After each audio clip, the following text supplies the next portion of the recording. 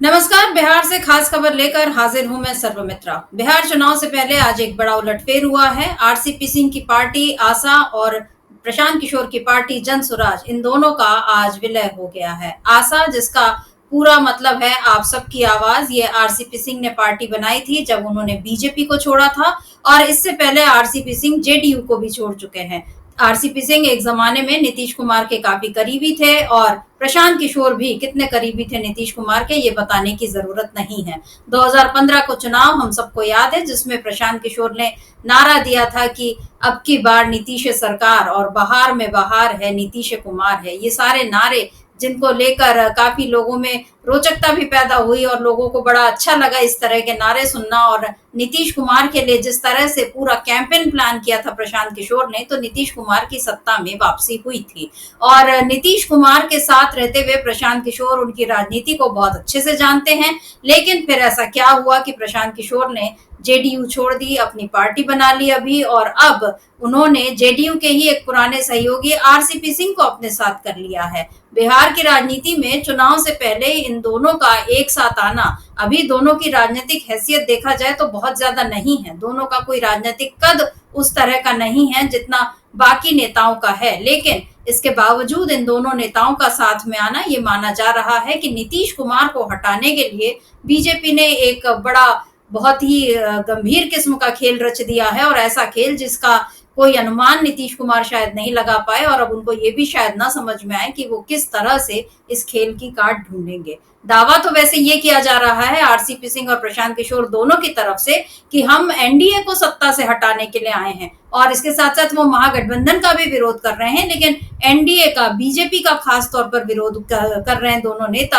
आज की press conference में उन्होंने इसी तरह की बातें कही, लेकिन पर्दे के पीछे तो कोई और ही असलियत नजर आ रही है। और तेजस्वी यादव का एक बयान आया है इस मर्जर पर, उसको सुनेंगे तो समझ में आएगा कि खेल कितना गहरा है। क्या कुछ कहा है तेजस्वी यादव ने, एक बार सुन लेते हैं। का विलय कर दिया है। देखिए, दोनों तो जदयू में थे, एक राष्ट्रीय उपाध्यक्ष थे, एक राष्ट्रीय अध्यक्ष रहे। तो इस पे कौन करा रहा है, कैसे हो रहा है, इस सब बिहार की जनता तो जानती ही है किसके इशारे पे हो रहा है। हालांकि इसमें हमको क्या टिप्पा टिप्पणी ज़्यादा करना है, सब लोग अपना लोग लगे हुए हैं। 20 साल को लेकर सीएम पटना निकले थे घूमने के लिए। तेजस्वी यादव साफ साफ कह रहे हैं कि कोई किसी के साथ आए ना आए, हम क्या कहें इस पर। यानी उनको वो ये बता रहे हैं कि हमारा इससे कोई लेना देना नहीं है। लेकिन इसके बावजूद जो बात उन्होंने कही कि जो दोनों नेता आज साथ आए हैं, अगर ध्यान दीजिए तो वो दोनों जेडीयू में रहे हैं और नीतीश कुमार के करीबी रहे हैं। एक वक्त था जब प्रशांत किशोर और आरसीपी सिंह दोनों नीतीश कुमार के, जैसा मैंने पहले कहा, कि दाएं बाएं हाथ माने जाते थे। और अब ऐसा लग रहा है कि बीजेपी ने अपने खेल में नीतीश कुमार की हालत शोले फिल्म के ठाकुर की तरह कर दी है, और जय वीरू की एक नई जोड़ी बिहार में बन गई है। और प्रशांत किशोर और आरसीपी सिंह दोनों, आरसीपी सिंह राष्ट्रीय अध्यक्ष थे जेडीयू के, प्रशांत किशोर राष्ट्रीय उपाध्यक्ष थे। यानी वो बहुत अच्छे से जानते हैं कि जेडीयू किस किस्म की राजनीति करती है। और नीतीश कुमार, जिनके मन की थाह लेना किसी के बस की संभव नहीं है, लेकिन फिर भी जब इन दोनों ने इतना करीब से काम किया है नीतीश कुमार के, तो बीजेपी बहुत अच्छे से समझती है कि इन दोनों नेताओं को अगर नीतीश कुमार के खिलाफ कर दिया जाए तो फिर नीतीश को पटकनी देना आसान होगा। क्योंकि नीतीश कुमार, चाहे उनका कैसा भी परफॉर्मेंस रहा, लेकिन हकीकत तो यही है कि 19 सालों से वो मुख्यमंत्री बने हुए हैं। लेकिन अब वो मुख्यमंत्री बने रहेंगे या नहीं, इस पर एक बड़ा सवाल तो खड़ा हो ही चुका है। बहरहाल आज के इस मर्जर पर तेजस्वी यादव ने जो कुछ कहा वो तो आपने सुन ही लिया, और उसमें जो संकेत छिपे थे वो भी हमने देख लिए। अब सुन लेते हैं कि प्रशांत किशोर ने क्या कुछ कहा, किस तरह उन्होंने आरसीपी सिंह को अपना बड़ा भाई बताया और कहा कि उनको लाना क्यों जरूरी था। सुन लेते हैं प्रशांत किशोर। भाई, मैंने पहले कहा कि आरसीपी जी हमारे बड़े भाई जैसे हैं। बिहार में समाज और राजनीति की समझ रखने वाले सबसे बेहतर लोगों में से हैं। तो उनकी भूमिका इस व्यवस्था को बनाने वालों की होगी, इसको लीड करने वालों की होगी।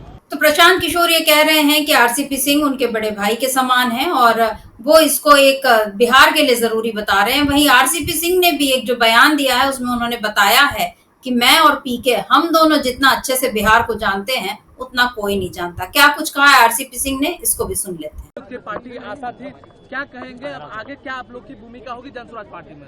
देखिए, मैंने तो सारी बात कह दिया प्रेस कॉन्फ्रेंस में, और आप फिर से पूछ रहे हैं। तो देखिए, जिस पार्टी में आज हमने आप सबकी आवाज़ पार्टी का मर्जर किया है, उसका शॉर्ट में आशा है, और इस दल में जब हम यहाँ आए हैं, इसका नाम जनसुराज है। तो जनसुराज से बिहार की जनता को बहुत आशा है, और आशा किस बात की है कि बिहार हमारा कब विकसित प्रदेश बनेगा, बिहार कब हमारा, जो हमारे यहाँ के जितने युवा हैं उनको रोज़गार मिलेगा, बिहार जिस प्रकार से पहले भी समझिए ज्ञान का केंद्र रहा, वो कब होगा।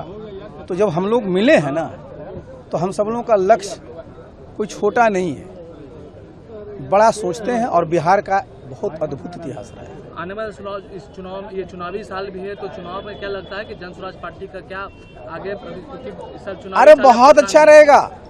देखिए, आप देख रहा, समझिए, प्रशांत जी का अपना अनुभव है, मेरा भी अपना अनुभव है, और हम दोनों का जो अनुभव है, हम कुछ कहते नहीं, क्लेम नहीं करते हैं, लेकिन बिहार में बहुत कम लोगों का इस तरह का अनुभव होगा, समझा? जनसुराज तो आरसीपी सिंह भी ये बता रहे हैं कि बिहार को उनसे और पीके से ज्यादा कोई नहीं जानता, लेकिन बिहार के साथ साथ नीतीश कुमार को भी आरसीपी सिंह और पीके से ज्यादा कोई नहीं जानता होगा। ये बात भी ऐसी लग रही है, क्योंकि इसीलिए बीजेपी ने नीतीश कुमार को बिल्कुल अकेला कर लेने के लिए ये एक बहुत बड़ा खेल रचा है। अब नीतीश कुमार की देखिए वापसी कहीं भी संभव नहीं है, इंडिया गठबंधन में वो अब जा नहीं सकते, बीजेपी उनको दोबारा सीएम का चेहरा नहीं बनाएगी, ये तय हो गया है। क्योंकि बनाना होता तो अब तक इसका खुलासा हो चुका होता, हर बार इस सवाल को टाला नहीं जाता। और उसके बाद मन्ना महागठबंधन में वो वापसी होगी, ये मैंने बता ही दिया। और इसके साथ साथ जेडीयू के भीतर भी नीतीश कुमार के लिए हालात कितने कठिन हो गए हैं, ये भी आप जानते हैं, किस तरह से बाकी नेता उन पर दबाव बनाकर